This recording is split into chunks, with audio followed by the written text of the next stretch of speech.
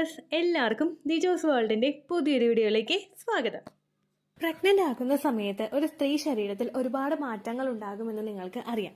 അങ്ങനെ പ്രഗ്നന്റ് ആകുന്ന ഒരു സ്ത്രീക്ക് ഉണ്ടാകുന്ന വളരെ ഇൻട്രസ്റ്റിംഗ് ആയിട്ടുള്ള ഒരു ബോഡി ചേഞ്ചസിനെ പറ്റിയിട്ടാണ് ഇന്നത്തെ വീഡിയോയിൽ സംസാരിക്കുന്നത് കേട്ടോ. അപ്പോൾ നമുക്ക് വീഡിയോ സ്റ്റാർട്ട് ചെയ്യാം. പ്രഗ്നൻസി, ബോഡി ചേഞ്ചസ് അങ്ങനെയുള്ള കാര്യങ്ങളെ പറ്റിയിട്ടൊക്കെ വീഡിയോസ് ചെയ്യുമ്പോഴേക്കും ഓവുലേഷൻ കഴിഞ്ഞിട്ട് ഈ വീഡിയോസ് കാണുന്നവർ കൂടുതലായിട്ട് ആൻസൈറ്റി ഉള്ളവരാണെങ്കിൽ, എന്താകുമെന്ന് ആലോചിച്ച് വിഷമിക്കുന്നവരാണെങ്കിൽ, അല്ലെങ്കിൽ ഒരുപാട് തവണ മിസ്കാരേജ് ആയിട്ടോ പ്രഗ്നൻസി കിട്ടാതെ ആയിട്ടോ ടെൻഷൻ അടിക്കുന്നവരാണ് നിങ്ങളെങ്കിൽ നിങ്ങൾ ഈ വീഡിയോസ് കാണണ്ട കേട്ടോ. ജസ്റ്റ് സ്കിപ്പ് ചെയ്ത് കളയുക. കാരണം പ്രഗ്നൻസി ലക്ഷണത്തിനെ പറ്റിയിട്ടാണ് സംസാരിക്കുന്നത്. ഈ ലക്ഷണം നിങ്ങൾക്ക് ഇല്ല എന്ന് തോന്നുകയാണെങ്കിൽ, ഒരുപാട് ടെൻഷൻ അടിക്കുന്ന ഒരു നേച്ചറാണ് നിങ്ങൾക്കുള്ളതെങ്കിൽ നിങ്ങൾ ഈ വീഡിയോ കാണാനായിട്ട് പാടില്ല. കാരണം പ്രഗ്നൻസി ട്രൈ ചെയ്യുന്ന സമയത്ത് ഒരുപാട് പേർക്ക് ലക്ഷണങ്ങളില്ലാതെ പ്രഗ്നൻസി ആകുന്നവരുണ്ട്. അപ്പോൾ നിങ്ങൾ ഈ ലക്ഷണം കണ്ടില്ല എന്ന് വിചാരിച്ചിട്ട് കുറച്ചൊന്ന് ടെൻഷൻ അടിക്കുന്നത്, കണ്ടിന്യൂസ് ആയിട്ട് നിങ്ങൾ പീരീഡ് ആകുന്നത് വരെ പീരീഡ് ആകുമോ ആവില്ലേ എന്ന് ടെൻഷൻ അടിച്ച് നിങ്ങൾ പോകുന്നത് നിങ്ങളിൽ സ്ട്രെസ് ഇൻക്രീസ് ചെയ്യുന്നതിനും സ്ട്രെസ് ഹോർമോൺസിന്റെ പ്രൊഡക്ഷൻ കൂടുന്നതിനും ഇങ്ങനെ വന്നു കഴിഞ്ഞാൽ ഇംപ്ലാന്റേഷൻ ഫെയിൽ ആകുന്നതിനും കാരണമാകുന്നു. അങ്ങനെയുള്ള ഒരു വീഡിയോസ് കാണണ്ട കേട്ടോ. അതല്ലാത്തവരെ ജസ്റ്റ് ഒരു ഇൻഫർമേഷൻ പർപ്പസിന് വേണ്ടി മാത്രം ഈ വീഡിയോസ് എടുക്കുക. നിങ്ങൾക്ക് ഈ ലക്ഷണങ്ങൾ കാണുന്നുണ്ടെങ്കിൽ നിങ്ങൾ ശരീരത്തിന് ഒന്ന് എക്സ്ട്രാ കെയർ കൊടുക്കുക. അതായത് നമ്മൾ എന്തെങ്കിലും കാര്യങ്ങൾ ചെയ്യുമ്പോൾ ഒന്ന് സ്റ്റെപ്പ് കയറി ഇറങ്ങുമ്പോൾ നമ്മളൊന്ന് കുറയ്ക്കുക, സ്പീഡ് കുറയ്ക്കുക, അല്ലെങ്കിൽ ഫിസിക്കൽ കോൺടാക്ട് ചെയ്യാതിരിക്കുക, അല്ലെങ്കിൽ ന്യൂട്രിയൻസ് അടങ്ങിയിട്ടുള്ള ഭക്ഷണം കഴിക്കുക. ഇതിനെല്ലാത്തിനും ഒരു അവയർനെസ് ആയിട്ട് മാത്രം ഈ വീഡിയോ നിങ്ങൾ കൺസിഡർ ചെയ്യാം കേട്ടോ. അപ്പൊ നമുക്ക് വീഡിയോ സ്റ്റാർട്ട് ചെയ്യാം. പ്രഗ്നന്റ് ആകുന്ന ഒരു സമയത്ത് ഒരു സ്ത്രീക്ക് ഒരുപാട് തരത്തിലുള്ള ലക്ഷണങ്ങൾ ഉണ്ടാകും. ഓരോ ശരീരഭാഗങ്ങളും അതിനു വേണ്ടിയിട്ട് പ്രവർത്തിക്കുകയും ചെയ്യും. പ്രഗ്നന്റ് ആകുന്ന സമയത്ത് നമ്മുടെ ഇംപ്ലാന്റേഷൻ കഴിഞ്ഞു കഴിഞ്ഞാൽ ആ ഒരു പ്രോസസ്സിൽ കൂടി പിന്നീട് നമ്മളുടെ ശരീരം പ്രവർത്തിക്കുന്നത് ആ ഒരു എംബ്രിയോയെ ഒന്ന് പിടിച്ചു കിട്ടാൻ വേണ്ടിയിട്ട് ഒരു സപ്പോർട്ട് കൊടുക്കുക എന്നുള്ളതാണ്. എംബ്രിയോയ്ക്ക് ആ പിടിച്ചു കിട്ടാൻ സപ്പോർട്ട് കിട്ടുന്നത് നമ്മളുടെ ആ ശരീരത്തിൽ നിന്ന് എത്തുന്ന ബ്ലഡ് സർക്കുലേഷനിലൂടെയാണ്. നമ്മളുടെ ബ്ലഡിലൂടെ എത്തുന്ന ഓക്സിജനും അതുപോലെ ന്യൂട്രിയൻസും ഒക്കെ ആ ഒരു എംബ്രിയോയ്ക്ക് വളരാൻ വേണ്ടിയിട്ടുള്ള ഒരു സപ്പോർട്ട് കൊടുക്കുകയാണ് ചെയ്യുന്നത്. അപ്പോൾ ഇതിൽ ഏറ്റവും അധികം പാർട്ട് വഹിക്കുന്ന ബ്ലഡ് വെസൽസിന് അല്ലെങ്കിൽ ബ്ലഡിന്റെ ആ ഒരു വെയിൻസിന് തന്നെ ആ ഒരു വ്യത്യാസം നമുക്ക് പ്രത്യക്ഷത്തിൽ തന്നെ കാണാനായിട്ട് സാധിക്കും. നോർമലി നമ്മളുടെ ശരീരത്തിൽ ഉണ്ടാകുന്ന ബ്ലഡിന്റെ ആ ഒരു സർക്കുലേഷനും ബ്ലഡിന്റെ പ്രൊഡക്ഷനും, അതായത് റെഡ് ബ്ലഡ് സെൽസിന്റെ പ്രൊഡക്ഷനെയും അപേക്ഷിച്ച് ഒരു 40 to 50% വരെ നമ്മളുടെ ശരീരത്തിൽ നിങ്ങൾ പ്രഗ്നന്റ് ആകുന്ന സമയത്ത് റെഡ് ബ്ലഡ് സെൽസിന്റെ പ്രൊഡക്ഷനും അതുപോലെ ബ്ലഡിന്റെ വോളിയവും കൂടുന്നുണ്ട്, ബ്ലഡ് സർക്കുലേഷനും കൂടുന്നുണ്ട്. ഈ ബ്ലഡ് സർക്കുലേഷൻ കൂടുന്നത് നമുക്ക് പലതരത്തിൽ റെക്കഗ്നൈസ് ചെയ്യാനായിട്ട് സാധിക്കും. ഓരോ ശരീരഭാഗങ്ങളിൽ ഉണ്ടാകുന്ന വ്യത്യാസങ്ങൾ കൊണ്ടും ഓരോ ശരീരഭാഗങ്ങൾ എൻലാർജ് ആകുമ്പോഴും നമുക്ക് ഈ ഒരു ബ്ലഡ് സർക്കുലേഷൻ കൂടിയിട്ടുണ്ട് എന്ന് മനസ്സിലാക്കാനായിട്ട് സാധിക്കും. നമ്മുടെ ഫേസിൽ വ്യത്യാസം വരുമ്പോൾ, നമ്മുടെ ബ്രസ്റ്റിൽ വ്യത്യാസം വരുമ്പോഴൊക്കെ നമുക്ക് ഈ ഒരു വിസിബിൾ ആയിട്ടുള്ള ചേഞ്ചസ് ഉണ്ടാകും. അങ്ങനെ ഇപ്പോൾ നമ്മുടെ ആ ഒരു ബ്ലഡ് സർക്കുലേഷൻ നടക്കുന്നത് വെയിൻസ് വഴി, നമ്മുടെ ഞരമ്പ് വഴിയാണെന്ന് നമുക്കറിയാലോ. അതിന്റെ ഭാഗമായിട്ട് ഈ ബ്ലഡ് സർക്കുലേഷൻ കൂടുമ്പോഴേക്കും ആ വ്യത്യാസം നമ്മളുടെ ഞരമ്പിലും കാണാനായിട്ട് സാധിക്കും. നോർമലി പലർക്കും അവരുടെ ശരീരഭാഗങ്ങളിൽ ഞരമ്പ് ചിലപ്പോഴൊക്കെ വിസിബിൾ ആയിട്ടുണ്ടാകും. എസ്പെഷ്യലി നമ്മുടെ കൈയുടെ ഭാഗത്ത്, നമ്മുടെ കാലിന്റെ ഭാഗത്തൊക്കെ പലർക്കും ഞരമ്പ് വിസിബിൾ ആകുന്നുണ്ടാകും. എന്നാൽ അങ്ങനെ വിസിബിൾ ആകാത്തവർക്ക് ഇംപ്ലാന്റേഷൻ കഴിഞ്ഞതിന് ശേഷം അവരുടെ പ്രധാനപ്പെട്ട 3 ഭാഗങ്ങളിൽ, അതായത് ആദ്യത്തെ ഭാഗം എന്ന് പറയുന്നത് അവരുടെ ബ്രസ്റ്റ് ആണ്. ബ്രസ്റ്റിന്റെ ഭാഗത്ത് ഞരമ്പ് തെളിഞ്ഞു വരിക. ബ്ലഡ് സർക്കുലേഷൻ ബ്രസ്റ്റിന്റെ ഭാഗത്തോട്ട് നമ്മുടെ ഇംപ്ലാന്റേഷൻ നടക്കുന്ന ആ ഒരു സമയം മുതൽ തന്നെ കൂടുന്നതായിരിക്കും. കാരണം ആ കുഞ്ഞിനെ ഫീഡ് ചെയ്യാൻ വേണ്ടിയിട്ട് ബ്രസ്റ്റ് പ്രിപ്പയർ ആവുകയാണ്. ആ ഇംപ്ലാന്റേഷൻ സമയം മുതൽ തന്നെ പ്രിപ്പയർ ആവുകയാണ്. ഇതിന്റെ ഭാഗമായിട്ട് ബ്രസ്റ്റിൽ നമുക്ക് ഞരമ്പ് തെളിഞ്ഞു കാണാനായിട്ട് തുടങ്ങും. രണ്ടാമതായിട്ട് ഈ ഒരു ഞരമ്പിലെ വ്യത്യാസം വരുന്ന ഒരു ശരീരഭാഗം എന്ന് പറയുന്നത് നമ്മുടെ അബ്ഡോമൻ ആണ്. നമ്മുടെ വയറ് ഓൾവേസ് നമ്മുടെ ഒരു കുഞ്ഞിനെ പ്രൊട്ടക്ട് ചെയ്യണമെങ്കിൽ ആ ഒരു ഭാഗത്തായിട്ട് ബ്ലഡ് സർക്കുലേഷൻ കൂടണം. കുഞ്ഞിന് കിട്ടുന്ന ന്യൂട്രിയൻസ് കിട്ടുന്നത് യൂട്രസിലോട്ടാണ്. യൂട്രസിൽ ഉണ്ടാകുന്ന എഫക്ട് ഏറ്റവും കൂടുതൽ ആദ്യം അറിയുന്നത് നമ്മുടെ അബ്ഡോമനിലാണ്. അപ്പോൾ അബ്ഡോമനിലോട്ടുള്ള ബ്ലഡ് സർക്കുലേഷൻ കൂടിയിട്ട് അവിടെയും ഞരമ്പ് തെളിഞ്ഞു കാണാനായിട്ട് സാധ്യതയുണ്ട്.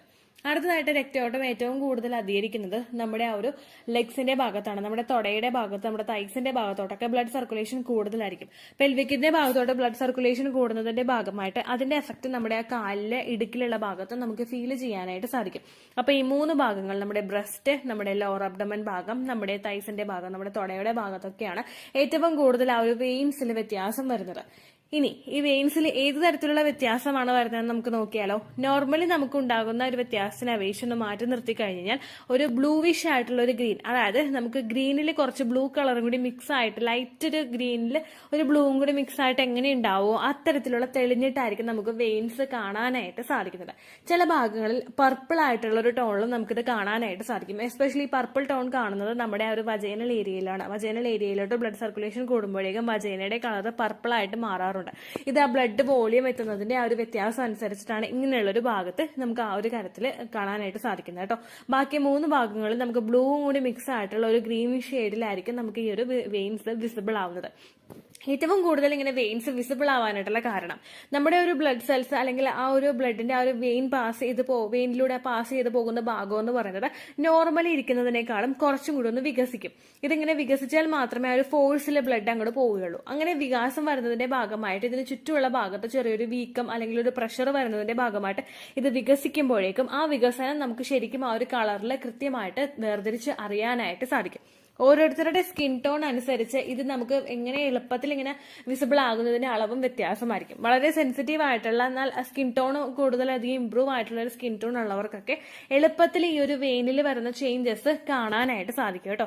അങ്ങനെ കാണുന്നതിന് മുൻപായിട്ട് നിങ്ങളിപ്പോൾ ഒരു ഓവുലേഷൻ നടക്കുന്ന സമയം മുതൽ തന്നെ നിങ്ങളുടെ ബോഡിയെ നിങ്ങളൊന്ന് ശ്രദ്ധിച്ചു കഴിഞ്ഞാൽ ആ വെയിൻസ് തെളിഞ്ഞു വരുന്നത് നിങ്ങൾക്ക് വ്യക്തമായിട്ട് കാണാൻ സാധിക്കും. ഞാൻ ഇമേജസ് കിട്ടുന്നതനുസരിച്ച് ഇവിടെ കൊടുക്കാം കേട്ടോ. ലെഗിൽ വരുന്നതും അതുപോലെ നമ്മുടെ അബ്ഡോമനിൽ വരുന്നതും നമ്മുടെ ബ്രസ്റ്റിൽ വരുന്നതും ആ ഒരു വെയിൻ ചേഞ്ചിന്റെ ഇമേജ് കിട്ടുകയാണെങ്കിൽ ഞാൻ കൊടുത്തേക്കാം കേട്ടോ. അപ്പോൾ അങ്ങനെ നിങ്ങൾക്ക് എളുപ്പത്തിൽ റെക്കഗ്നൈസ് ചെയ്യാം. ഇനി എപ്പോൾ മുതൽ ഈ ഒരു വ്യത്യാസം കാണും? എല്ലാവരും ക്യൂരിയസ് ആയിരിക്കും എപ്പോൾ മുതലാണ് ഇത് കാണുന്നത് എന്നുള്ളതിനെ പറ്റിയിട്ട്. ഏറ്റവും കൂടുതൽ നമുക്ക് ഇത് കാണുന്നത് നമ്മുടെ സ്റ്റാർട്ടിംഗ് സ്റ്റേജിലാണ്. പിന്നീട് അങ്ങോട്ടേക്ക് പോകുന്തോറും നമുക്ക് ഇതിന്റെ അളവ് ചിലപ്പോൾ കാണുന്നത് കുറവായിരിക്കും. കാരണം ആ ഒരു പ്രഷർ വരുന്നതിനായിട്ട് അഫോർഡ് ചെയ്യാൻ വേണ്ടിയിട്ട് നമ്മുടെ ഞരമ്പ് ഭാഗങ്ങളൊക്കെ പ്രിപ്പയർ ആയി ബ്ലഡ് ഫ്ലോ ആയിട്ട് നമ്മുടെ ശരീരം പൊരുത്തപ്പെട്ടു. അപ്പൊ ഏറ്റവും കൂടുതൽ ഈ ഒരു ചേഞ്ചസ് കാണുന്നത് നമ്മുടെ ആ ഒരു ഏർലി സ്റ്റേജിലായിരിക്കും.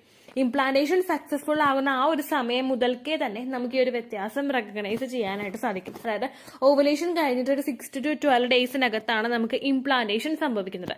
ഈ ഇംപ്ലാന്റേഷൻ നടക്കുന്ന വെരി നെക്സ്റ്റ് ഡേ മുതൽ തന്നെ നമുക്ക് ഈ ഒരു ചേഞ്ചസ് റെക്കഗ്നൈസ് ചെയ്യാനായിട്ട് സാധിക്കും. അപ്പോൾ നിങ്ങൾ ശരീരം ശ്രദ്ധിക്കുക, നിങ്ങൾക്ക് ഈ വ്യത്യാസം കാണുന്നുണ്ടോ എന്ന് അറിയാനായിട്ട് സാധിക്കും.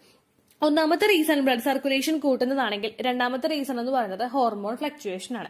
പെട്ടെന്നുണ്ടാകുന്ന ഒരു ഹോർമോണിലെ വ്യത്യാസവും നമുക്ക് ഇത്തരത്തിൽ ഞരമ്പ് തെളിഞ്ഞ് കാണുന്നതിന് കാരണമാവുന്നു. മൂന്നാമത്തെ റീസൺ നമുക്ക് ബ്ലെയിം ചെയ്യാൻ കഴിയുന്നത് പ്രൊജസ്ട്രോൺ ഹോർമോണിനെ മാത്രമാണ്. ഈ പ്രൊജസ്ട്രോൺ ഹോർമോൺ പെട്ടെന്ന് നമ്മളുടെ ശരീരത്തിൽ കൂടുന്നതിന്റെ ഭാഗമായിട്ട് നമുക്ക് ഇത്തരത്തിലുള്ള വ്യത്യാസങ്ങൾ ശരീരത്തിൽ കാണാനായിട്ട് സാധിക്കും കേട്ടോ. അപ്പോൾ നിങ്ങൾക്കും ഇത്തരത്തിലുള്ള വ്യത്യാസങ്ങൾ കാണുന്നുണ്ടോ എന്ന് നോക്കുക. ഏറ്റവും കൂടുതൽ കാണുന്നത് നമ്മുടെ ബ്രസ്റ്റില്, നമ്മുടെ ലോവർ അബ്ഡമൻ ഭാഗത്ത്, നമ്മുടെ കാലിന്റെ ലെഗ്സിലായിരിക്കും ഏറ്റവും കൂടുതൽ കാണുന്നത്. നമ്മുടെ വജൈനയിൽ കാണുന്നത് പർപ്പിൾ കളറിലെ ചേഞ്ചസ് ആയിരിക്കും. അതിൽ നിറം മാറ്റം വജൈനൽ കളർ ചേഞ്ച് എന്ന് പറഞ്ഞ് നിങ്ങൾ ടൈപ്പ് ചെയ്ത് കഴിഞ്ഞാൽ നിങ്ങൾക്ക് ആ വീഡിയോ ലഭിക്കുന്നതായിരിക്കും കേട്ടോ. അപ്പൊ ഇത്രയും ചേഞ്ചസ് ആണ് ഏർലി സ്റ്റേജിൽ തന്നെ നമ്മുടെ വെയിൻസ് മൂലം നമുക്ക് കാണാനായിട്ട് സാധിക്കുന്നത്. ഇത് നിങ്ങൾക്ക് കാണുന്നുണ്ടോ എന്ന് നോക്കുക. ഇത്രയേ ഉള്ളൂ വീഡിയോ. യൂസ്ഫുൾ ആയി കാണുമെന്ന് വിശ്വസിക്കുന്നു. യൂസ്ഫുൾ ആവുന്നുണ്ടെങ്കിൽ ലൈക്ക് ചെയ്യുക, ഫ്രണ്ട്സിനൊക്കെ ഷെയർ ചെയ്ത് കൊടുക്കുക കേട്ടോ. എന്തെങ്കിലും സംശയം ഉണ്ടെങ്കിൽ നിങ്ങൾ കമന്റ്സിൽ ചോദിക്കുക. പണ്ടത്തെ വീഡിയോയ്ക്ക് കമന്റ്സ് ഇടുന്നവർക്ക് റിപ്ലൈ ലഭിക്കുന്നില്ലെങ്കിൽ ലേറ്റസ്റ്റ് ആയിട്ട് ഞാൻ ഏത് വീഡിയോ ആണ് അപ്ലോഡ് ചെയ്യുന്നത് അതിന് താഴെ കമന്റ് ഒന്ന് കോപ്പി പേസ്റ്റ് ചെയ്യാനായിട്ട് ശ്രദ്ധിക്കുക കേട്ടോ. അതുപോലെ ഓവുലേഷൻ ഡേറ്റ് കാൽക്കുലേറ്റ് ചെയ്ത് തരാനായിട്ട് റിക്വസ്റ്റ് ചെയ്യുന്ന ആളുകൾ എത്രയാണോ സൈക്കിൾ ലെങ്ത് അത് മെൻഷൻ ചെയ്യാനായിട്ട് ശ്രദ്ധിക്കുക. സൈക്കിൾ ലെങ്ത് എന്നതുകൊണ്ട് ഉദ്ദേശിച്ചത് ഓരോ മാസവും എത്ര ദിവസം കൂടുമ്പോഴാണോ ബ്ലീഡിങ് വരുന്നത് അതാണ് സൈക്കിൾ ലെങ്ത്. കഴിഞ്ഞ മാസം ഒരു 8-ാം തീയതിയാണ് ബ്ലീഡിംഗ് ആയതെങ്കിൽ ഈ മാസം 6-ാം തീയതിയാണ് ബ്ലീഡിംഗ് ആയതെങ്കിൽ കഴിഞ്ഞ മാസം 8-ാം തീയതി മുതൽ ഈ മാസം 6-ാം തീയതി വരെ എത്ര ദിവസമുണ്ടോ അത് കാലണ്ടറിൽ എണ്ണി തിട്ടപ്പെടുന്നതാണ് നിങ്ങളുടെ സൈക്കിൾ ലെങ്ത്. സൈക്കിൾ ലെങ്ത് നമ്മൾ കൃത്യമായിട്ട് കാൽക്കുലേറ്റ് ചെയ്യുകയാണെങ്കിൽ ഓവുലേഷൻ ഡേറ്റ് എളുപ്പത്തിൽ കണ്ടുപിടിക്കാൻ വേണ്ടിയിട്ട് ഒരുപാട് ആപ്ലിക്കേഷൻസും ഒരുപാട് ഓൺലൈൻ ആയിട്ടുള്ള വെബ്സൈറ്റുകളും ഇന്ന് നമുക്ക് അവൈലബിൾ ആണ്. പ്ലേ സ്റ്റോറിൽ പോയിട്ട് ഓൺലൈൻ ഓവുലേഷൻ ട്രാക്കർ എന്ന് ടൈപ്പ് ചെയ്ത് കഴിഞ്ഞാൽ നിങ്ങൾക്ക് അതുമായിട്ട് ബന്ധപ്പെട്ടിട്ടുള്ള ആപ്ലിക്കേഷൻസ് കിട്ടും. അത് പറ്റുന്നില്ല എങ്കിൽ ഗൂഗിളിൽ പോയിട്ട് ഓൺലൈൻ ഓവുലേഷൻ കാൽക്കുലേറ്റർ എന്ന് ടൈപ്പ് ചെയ്ത് കഴിഞ്ഞാൽ അതുമായിട്ട് ബന്ധപ്പെട്ടിട്ടുള്ള വെബ്സൈറ്റുകൾ നിങ്ങൾക്ക് കിട്ടും. അതിൽ നിങ്ങളുടെ ലാസ്റ്റ് മന്തിലെ മെൻസ്ട്രേഷന്റെ ഡേറ്റും ഒപ്പം ഞാൻ ഈ പറഞ്ഞ രീതിക്ക് നിങ്ങൾ കാൽക്കുലേറ്റ് ചെയ്യുന്ന സൈക്കിൾ ലെങ്ത്തും എൻ്റർ ചെയ്ത് കൊടുക്കുകയാണെങ്കിൽ നിങ്ങൾക്ക് കൃത്യമായിട്ട് ഓവുലേഷൻ ഡേറ്റ് കണ്ടുപിടിക്കാനായിട്ട് സാധിക്കും. ഫെർട്ടൈൽ ടൈം പീരീഡും നിങ്ങൾക്ക് കിട്ടും. അതായത് എത്ര ദിവസം മുതൽ കോണ്ടാക്ട് ചെയ്ത് തുടങ്ങിക്കഴിഞ്ഞാൽ നിങ്ങൾ പ്രഗ്നന്റ് ആകും എന്നുള്ളൊരു ഡേറ്റും നിങ്ങൾക്ക് പ്രോപ്പറായിട്ട് കിട്ടും കേട്ടോ. ഇത് കാൽക്കുലേറ്റ് ചെയ്യുന്ന സമയത്ത് സൈക്കിൾ ലെങ്ത് കാൽക്കുലേറ്റ് ചെയ്യുന്ന സമയത്ത് നിങ്ങളുടെ ആ ഒരു കലണ്ടറിൽ നോക്കി തന്നെ നിങ്ങൾ കാൽക്കുലേറ്റ് ചെയ്യുക. പല മാസങ്ങളിലും 30-31 ദിവസമുണ്ട്, അതുകൊണ്ടാണ് അങ്ങനെ പറഞ്ഞത്. ഒപ്പം നിങ്ങൾക്ക് ബ്ലീഡിംഗ് തുടങ്ങിയ ദിവസത്തിന് വേണം നിങ്ങൾ ഡേ 1 ആയിട്ട് എടുക്കാൻ വേണ്ടിയിട്ട്. സ്പോട്ടിംഗ് തുടങ്ങിയ ദിവസത്തിനെ, അതായത് ചെറുതായിട്ട് ഡിസ്ചാർജ് പോയി തുടങ്ങിയ ദിവസത്തിനെ നിങ്ങൾ കൺസിഡർ ചെയ്യേണ്ട ആവശ്യം ഇല്ല കേട്ടോ. അപ്പൊ ഇത്രയേ ഉള്ളൂ വീഡിയോ. അടുത്തൊരു വീഡിയോ ആയിട്ട് നമുക്ക് വീണ്ടും കാണാം. ബൈ.